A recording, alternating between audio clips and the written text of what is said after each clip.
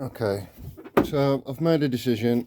This nursery grower bin now is so populated with babies. I am going to give them a bit more room and move them into a bigger bin just so they can get a bit bigger, because this bin is just rammed. But I mean, look, so there's no room in here now to put any more food really, because it's literally all castings and babies with the odd cocoon still thrown in there that's not hatched. I think this bin's like 8 weeks old. So there's from wisps to juveniles. There are a few that look bigger than the rest, but I did remove all the adults, so this is literally just a nursery bin. But as you can see, with how many worms are in there now, my worries after talking to my dad this morning, with such a high density in this box, I run the risk of them staying small, and I don't want them to stay small. So I'm going to rehome these. I'm going to put these into the other grab out bin. I've got one here underneath. I've got one grow out bin there. This is the main one, the big one, and I've just readjusted grow out bin number 2. So these are going to go into grow out bin number 2, because like they're 8 weeks old, but these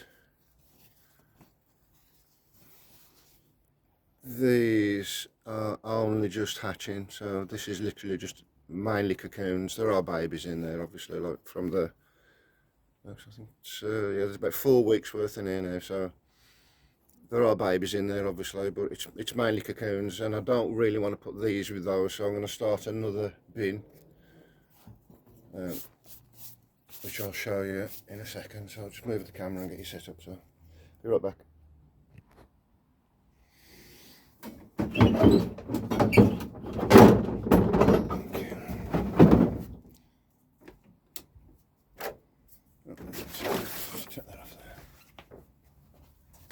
Okay, so I'm a little bit worried about this one because I've got drainage holes in the bottom. There's a hole there with a tap in the bottom to catch any runoff, but the way I run my worms now, that I don't really have a moisture problem. So my only concern is, are the babies going to try and escape down the holes? There's anyone way to find out, and that's to run it. So I mean, I can check obviously, but before I put the worms in there, I'm just going to put a little bit of bedding in for them first, bit of food.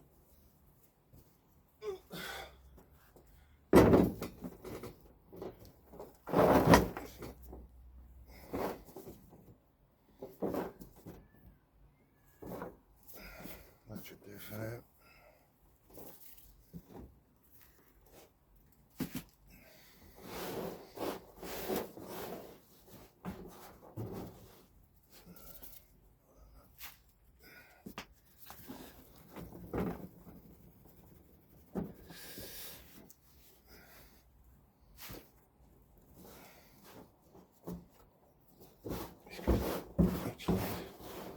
Try and keep everybody at one end, and then hopefully run this as a wedge type system, starting with everybody at this end, and then feed it gradually that way, and then hopefully the worms will follow the food. So it's a nice amount of bedding for them to get into.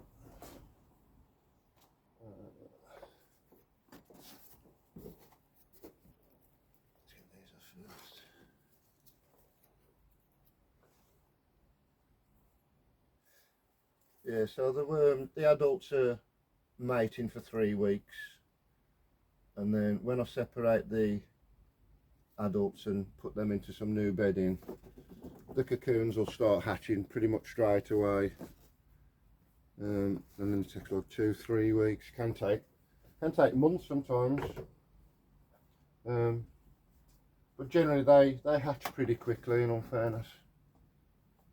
Right, so I mean, this is just an old drill box that I was using originally as a cocoon nursery, but the amount of worms in there already, they've already outgrown it. So I'll get the stragglers in a minute.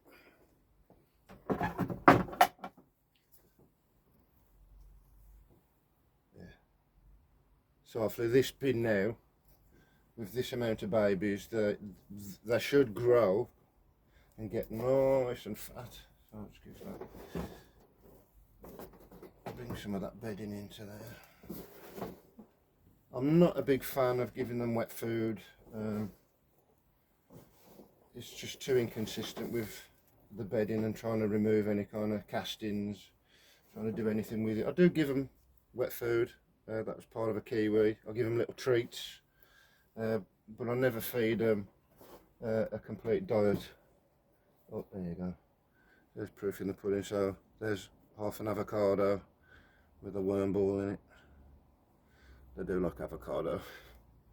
So I do give them treats, I'm not going to lie, but you know, I prefer to give them dry, pre-composted food.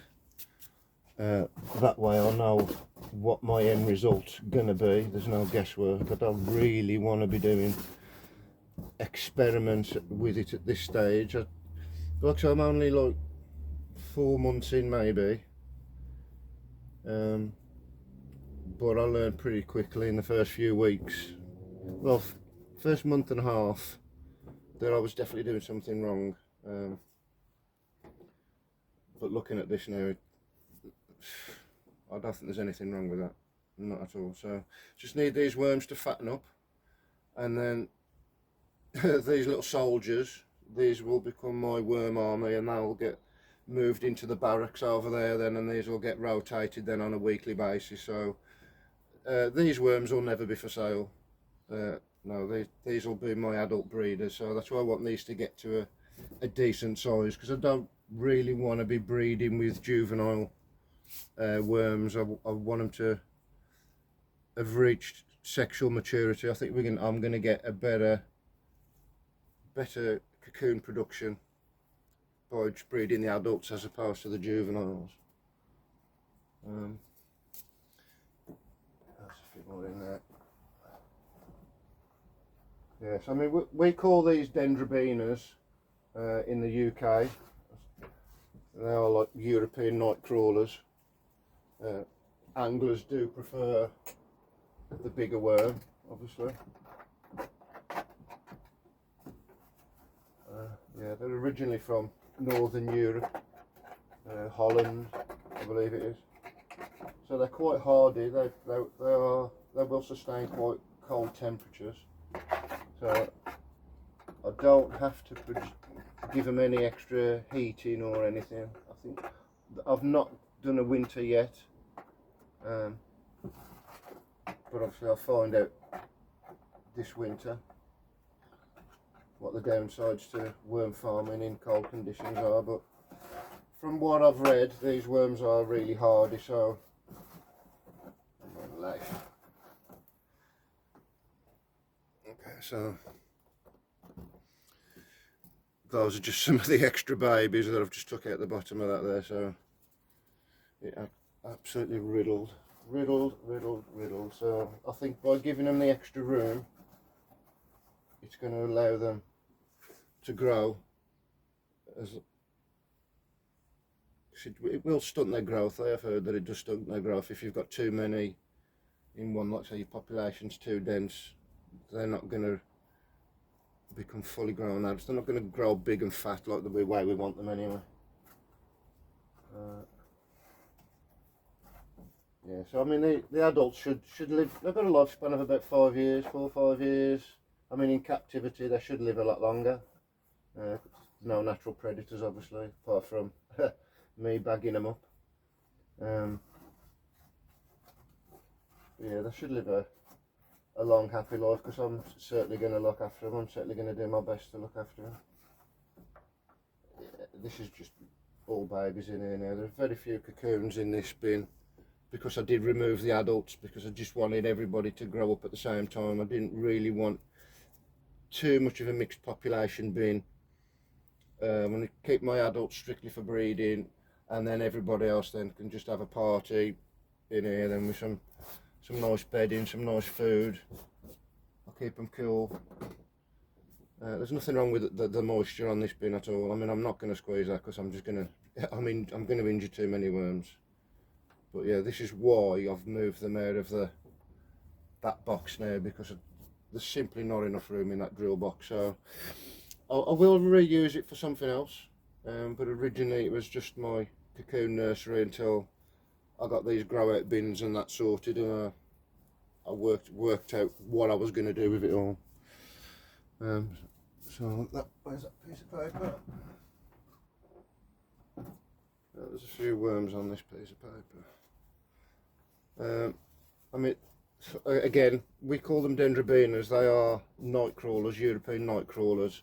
So I will be adding some extra security to keep everybody in at night, because the last thing I want to do is come down to the shed in the morning, the wormery, and find dead worms on the floor or live worms that are trying to do a runner. So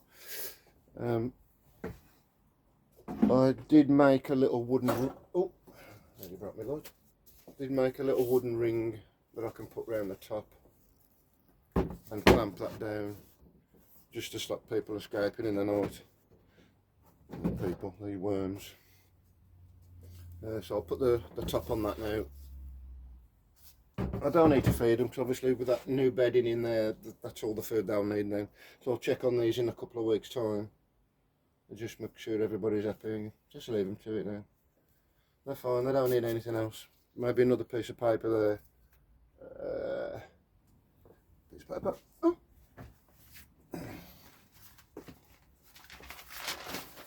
One more piece of paper.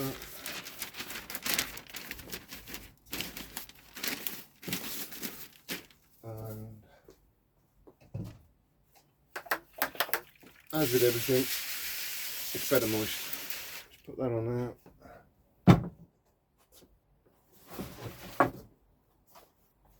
And then the vapor barrier on the top there, just to stop it drying out.